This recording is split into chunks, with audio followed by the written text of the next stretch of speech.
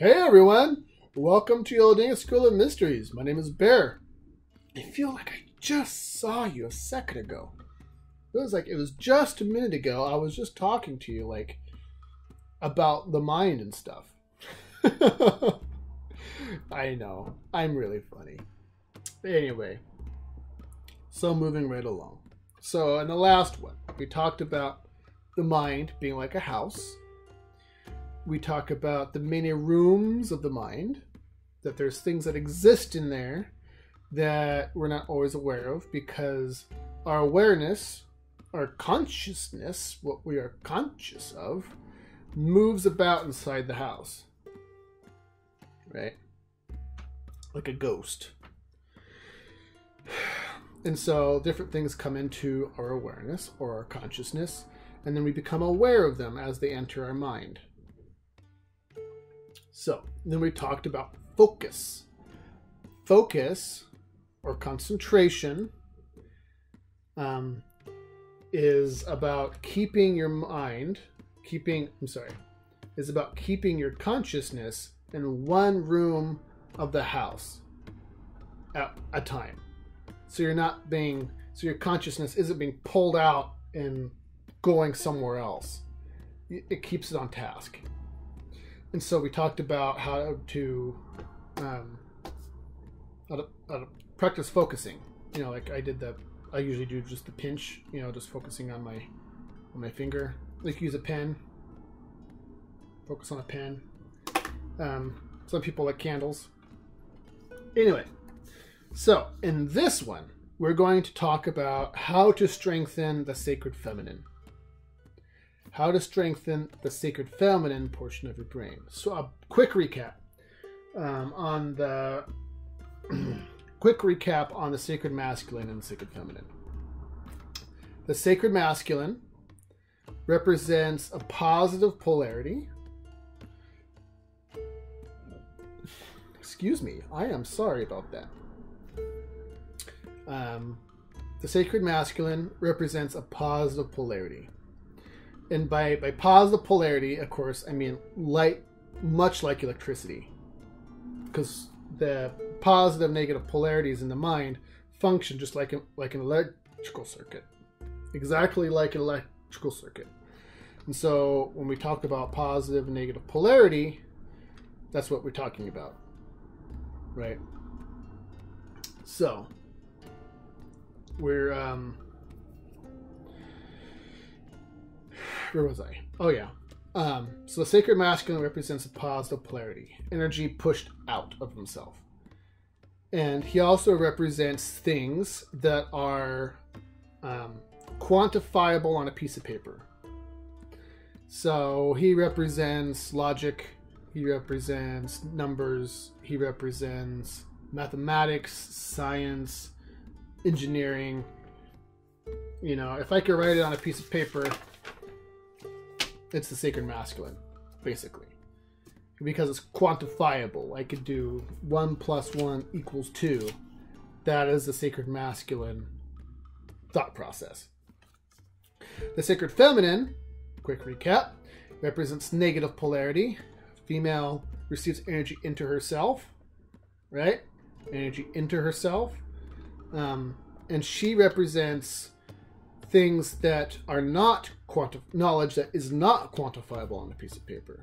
It's very subjective kind of knowledge. So things like love, emotion, compassion, your mother's hug, that kind of thing. Things like eternity, things that you can't quite quantify on a piece of paper, but is a form of knowledge all the same.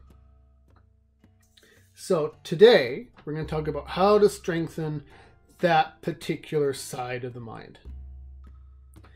And so when you at the beginning, when you're about to join the mystery school, what typically happens is there's about a year waiting period, maybe 2. Year and a half, sometimes 2, depends on the person. And that's there because you want to know if you're serious or not. So we don't accept half-baked students, as the Kabbalion would say. This lovely book here. So during that waiting period, you're given tasks, and they seemed just like the focusing on your finger tasks. They're not particularly interesting. They're deliberately boring, but with that said, they do very specific things. So, something to understand. You cannot turn off certain parts of your brain. It doesn't work. Certain parts of your mind, I mean. It doesn't work. You can't not think. So, you always have to give, so whatever part of your mind you're working on, masculine or feminine, you have to give the other something to do. Otherwise, it's going to be very rudely interrupt. It's going to rudely interrupt the other one. It's going to interrupt its partner constantly. So, and this is the trick with meditation too. Man, I am really sorry. I got the burps. I'm embarrassed. I apologize. So, the trick. In order to work on the sacred feminine, you have to give the sacred masculine a job. The sacred masculine, he keeps the sacred feminine in check, right? Without a sacred masculine, the sacred feminine, let's say you're making a cup of coffee, will just oh, it's great. We'll just add avocado and sugar and candy and cake and all this stuff to our coffee. It'll be great. It'll be wonderful. Let's just create all this wonderful new coffee ideas. And without the sacred masculine, they're going, no. Don't add cake to your coffee. The sacred feminine will just pile stuff in there. That's why you have to have that logic system going. So one of the tasks that we give you is coloring. It sounds very silly, and this is particularly good. So this exercise is particular. Let me slow down. I'm talking fast. This exercise is particularly good if you are someone who is very strong, who has very strong logic leanings. So by that I mean someone who isn't very artistically inclined, who loves things like math, science, and engineering, and who struggles with artistic things, who struggles with emotional things, right? So if you're someone like that, these exercises are going to be particularly good for you to learn. Again, I'm sorry I was talking so fast. I get excited and then you talk faster and faster and faster. I need to remember to bring it down there. Bring it down. So, okay. I'm down. So coloring is fantastic for this, because the sacred masculine likes the lines. It likes the lines. And so by forcing yourself to stay in the lines, it gives the sacred masculine something to do. Right. And because the sacred masculine is busy, you could start working on the sacred feminine.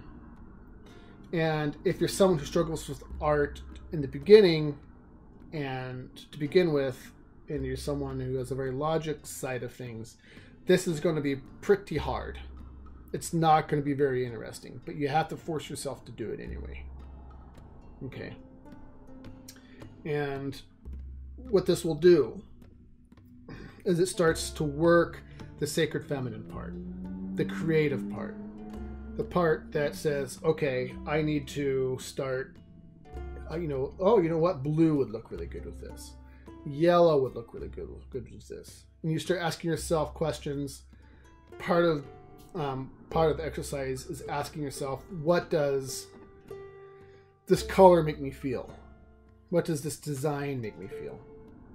So typically what we would do is that we would have you get a coloring book that doesn't have like pictures on it like you'd give to like a kid. So we're talking about things like mandalas, things that don't have like I'm talking about things like Superman. You know, you don't want like figures or something that your brain could recognize as a symbol for something, because then you're like, okay, well, Batman is black, obviously, so then I have to color him black, or the tree leaves are green, so I have to pick green. We don't want that. We don't want you to get into that logic trap. What we want you to do is to be creative. So we pick things like mandalas, abstract designs, things like that don't have a they don't have a way for your logic brain to get in the way, and that's the really important thing. So the second part, one of the other things we do, is we prescribe lots of meditation. Now, a lot of people are really nervous about meditation, and that's partly because there's a lot of bad teachers out there. There's a lot of misconceptions about that, because a lot of people who don't know how to meditate think they know how to meditate, and it becomes a problem. So, the biggest misconception is that the purpose of meditation is to not think. This is wrong. It's impossible not to think. There is no not thinking. If you stop thinking, you die. Okay. There's always thought. That's just the way it is. So the trick, and I struggled for a while how to explain this to somebody, and then I actually came across this like little 2-minute video of a Shaolin monk describing it, and he described it in such a perfect way. I'm totally going to steal it. So he described it as the monkey mind. It's the part of your mind that goes jabber, jabber, jabber, jabber, jabber, jabber, jabber, jabber, jabber, jabber, jabber, jabber, jabber, jabber. Right? It wants to do anything except the task you give it. Right? You want to meditate. Game of Thrones, Game of Thrones, Game of Thrones, Game of Thrones, Game of Thrones, coffee, coffee, coffee, Game of Thrones. Wouldn't it be great to go to the park? Game of Thrones. I wonder if so-and-so's home yet. Go, Game of Thrones. Right? It's that thing that just yammers on in your head. So the trick, and this is why it's a fantastic exercise to build the sacred feminine, is you give, like I said, you give the sacred masculine something to do. You give the monkey mind a job.